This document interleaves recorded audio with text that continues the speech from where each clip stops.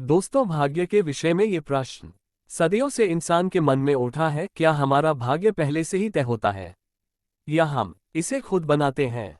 कई दार्शनिकों और धर्मों के विचार अलग अलग हो सकते हैं, लेकिन ये जीवन का एक महत्वपूर्ण प्रश्न है जिसे हर व्यक्ति अपने अनुभवों और विश्वासों के आधार पर समझता है।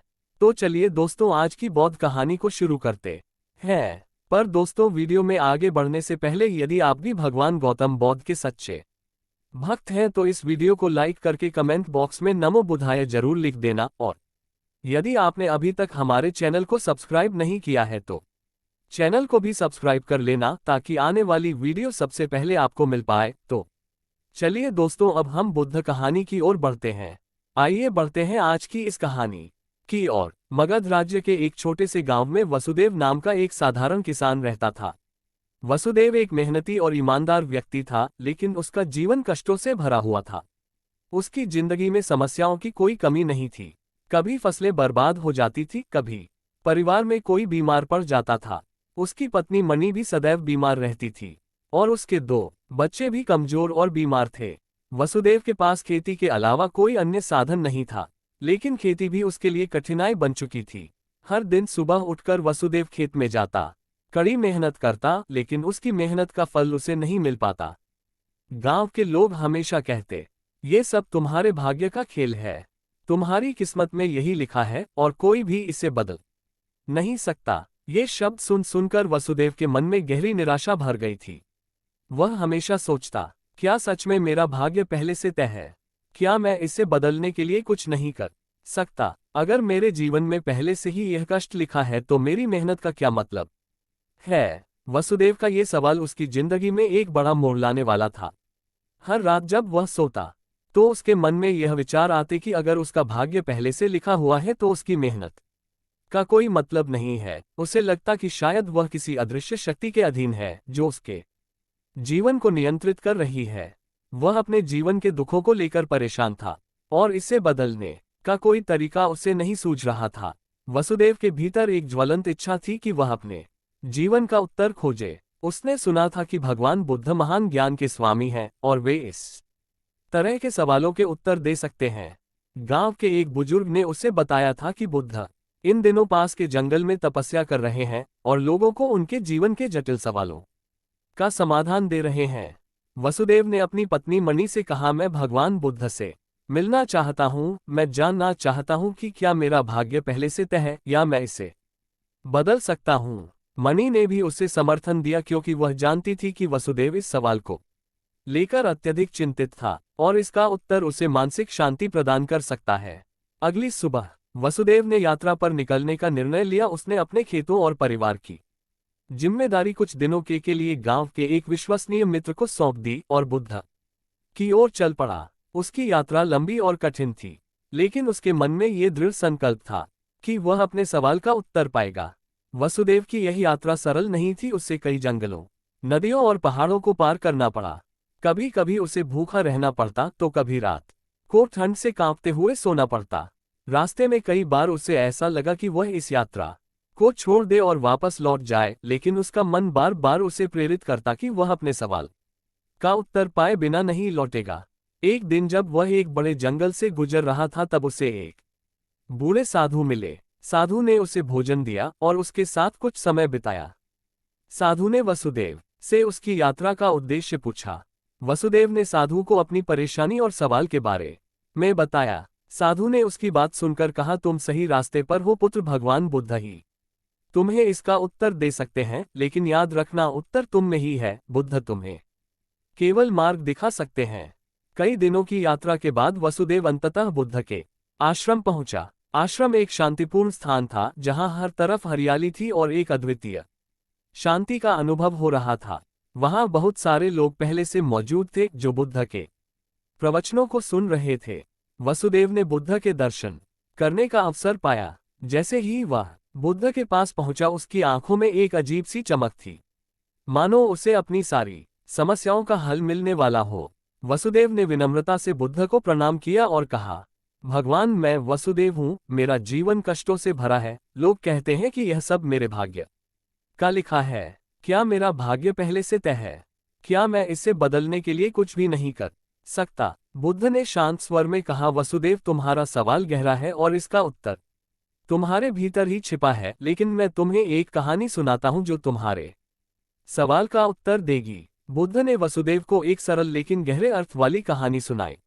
उन्होंने कहा, वसुदेव मान लो कि तुमने एक बीज बोया है, अब ये बीज एक पौधा बनेगा और फिर एक बड़ा वृक्ष, लेकिन यह वृक्ष कैसा होगा यह इस बात पर निर्भर करता है कि उसे कितना पानी, सूरज की रोशनी और देखभाल मिलती है।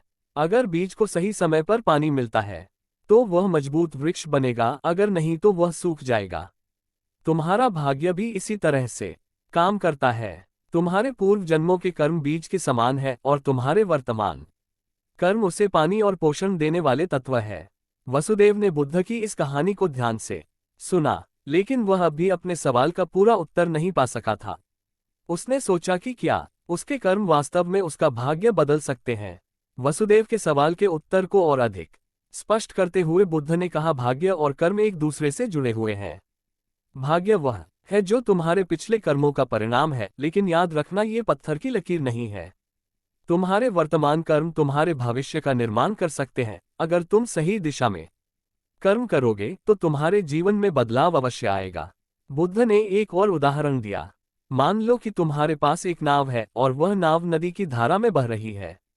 तुम्हारा भाग्य उस धारा के समान है जो तुम्हें एक दिशा में ले जा रही है, लेकिन तुम्हारे पास चप्पू है और तुम्हारे कर्म वे चप्पू हैं जो तुम्हें धारा के विपरीत दिशा में भी ले जा सकते हैं। वसुदेव अब कुछ हद तक समझ चुका था कि कर्म और भाग्य कैसे आपस में जुड़े हुए हैं, लेकिन उसके मन में अब एक और सवाल उभर रहा था। उसने बुद्ध से पूछा, भगवान, अगर कर्म ही हमारा भाग्य बनाते हैं तो क्या इसका मतलब यह है कि जो भी मेरे साथ अभी हो रहा है वह मेरे पूर्व कर्मों का ही फल है, और अगर मैं आज से अच्छे कर्म करना शुरू कर दूं तो क्या इससे मेरा भाग्य तुरंत बदल जाएगा? बुद्ध मुस्कुराए और उत्तर दिया, वसुदेव, यह महत्वपूर्ण है कि तुम वर्तमान के महत्व को समझो। तुम्हारा वर्तमान कर्म तुम्हारे भविष्य को गढ़ता है, लेकिन यह प्रक्रिया धीरे धीरे होती है। जैसे एक बीज से वृक्ष बनने में समय लगता है, तुम्हारे पिछले कर्मों के परिणाम को बदलने के लिए धैर्य और निरंतरता की आवश्यकता होती है। ये मत सोचो कि तुम्हारे जीवन में बदलाव तुरंत आ जाएगा। सही कर्म करने से जीवन की दिशा अवश्य बदलती है, लेकिन उसका फल धीरे धीरे आता है। फिर बुद्ध ने एक और कहानी सुनाई। एक किसान ने अपने खेत में बीज बोए। पहले साल बारिश न होने के कारण फसलें नहीं उग पाई। किसान निराश हो गया और सोचा कि यह उसका भाग्य है, लेकिन उसने हार नहीं मानी। अगले साल उसने फिर से बीज बोए और इस बार बारिश सही समय पर हुई। उसकी मेहनत रंग लाए और उसे अच्छी फसल मिली। किसान का यह अनुभव दिखाता है कि कर्म लगातार करना होता है, भले ही उसका फल तुरंत ना मिले। वसुदेव के मन में अब भी यह सवाल बना हुआ था कि क्या अतीत के कर्मों को पूरी तरह से बदला जा सकता है। उसने बुद्ध से कहा, भगवान, अगर मेरे पिछले कर्म ही मेरे वर्तमान दुखों का कारण है तो क्या मैं उन्हें पूरी तरह से बदल सकता हूँ, या क्या मुझे केवल अपने वर्तमान और भविष्य पर ध्यान केंद्रित करना चाहिए? बुद्ध ने गहरी सांस ली और कहा, वसुदेव, अतीत को बदलना संभव नहीं है। जो हो चुका है वह हो चुका है, लेकिन अतीत को स्वीकार करके ही तुम वर्तमान को सही दिशा में ले जा सकते हो। तुम्हारे वर्तमान कर्म ही तुम्हारे भविष्य का निर्माण करेंगे। अगर तुम अपने अतीत को छोड़कर वर्तमान पर ध्यान केंद्रित करोगे तो तुम्हारा जीवन धीरे धीरे बदलने लगेगा। बुद्ध ने यह भी कहा, अतीत का बोझ उठाने से तुम आगे नहीं बढ़ पाओगे। उसे स्वीकार करो, उससे सीखो और आगे बढ़ो। अपने वर्तमान को अच्छे कर्मों से भर दो और भविष्य तुम्हारा होगा। बुद्ध ने वसुदेव को एक और उदाहरण दिया। एक समय की बात है, एक राजा अपने राज्य में बहुत खुशहाल जीवन जी रहा था, लेकिन एक दिन उसे पता चला कि राज्य में एक गरीब ब्राह्मण है जो बहुत कष्ट में जी रहा है। राजा ने उसे अपने दरबार में बुलाया और पूछा, तुम इतने कष्ट में क्यों हो? ब्राह्मण ने उत्तर दिया, राजा, यह मेरे भाग्य का खेल है। मैं कितना भी परिश्रम करूं, लेकिन मेरा भाग्य मुझे इस गरीबी से बाहर नहीं निकलने देता।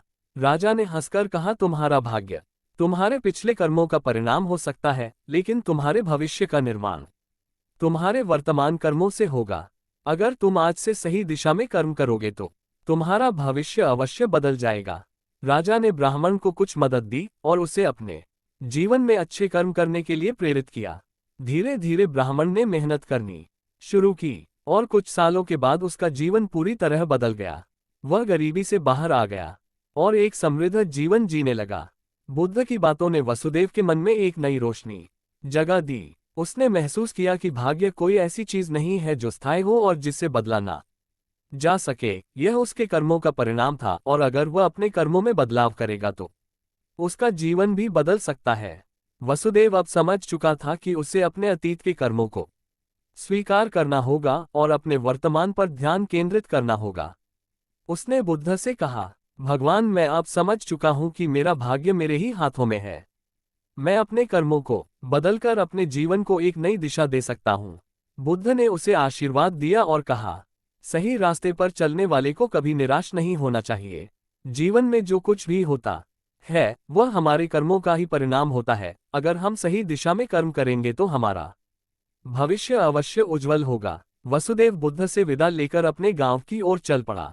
अब उसके मन में एक नई ऊर्जा थी और उसे यह विश्वास हो चुका था कि उसके जीवन में जो भी कष्ट है वे उसके अतीत के कर्मों का फल है, लेकिन वह अपने कर्मों से अपने भविष्य को बदल सकता है। गांव में लौटकर वसुदेव ने अपने जीवन में बदलाव की शुरुआत की।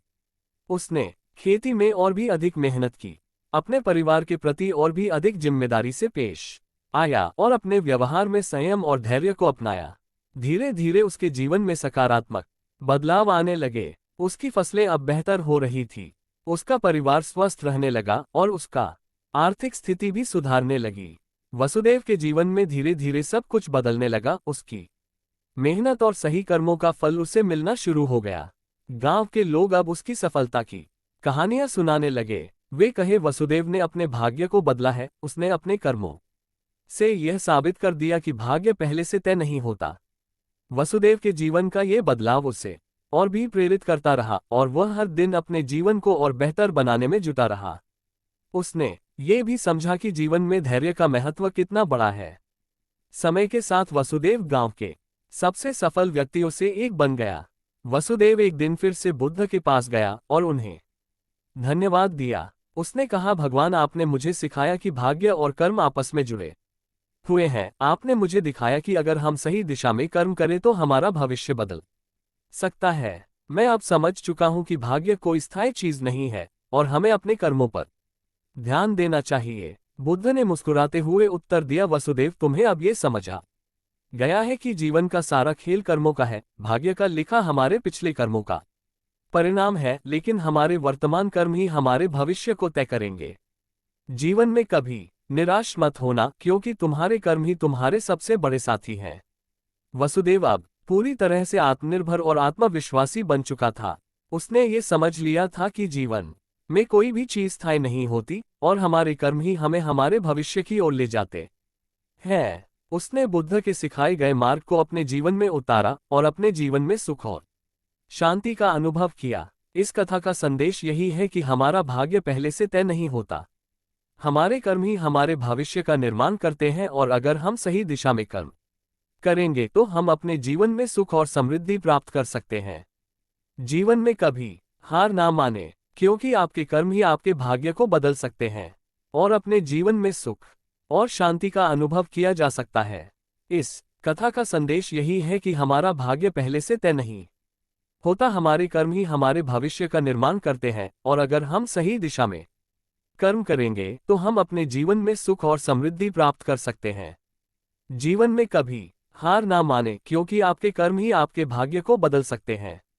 अगर आपको हमारी कहानी अच्छी लगती है तो हमारे चैनल को जरूर सब्सक्राइब कीजिए ताकि हर एक ऐसी कहानी सबसे पहले आप तक पहुंचे। धन्यवाद।